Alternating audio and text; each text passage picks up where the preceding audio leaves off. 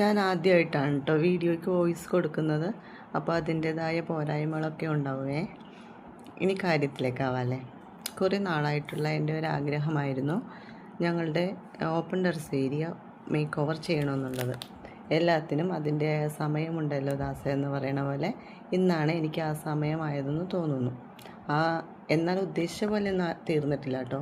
ചേട്ടൻ്റെ കൂടെ സഹായത്തോടെയാണ് ഇതൊക്കെ ചെയ്തത്. കുറച്ചധികം പണിയുണ്ടായിരുന്നു അവിടെ.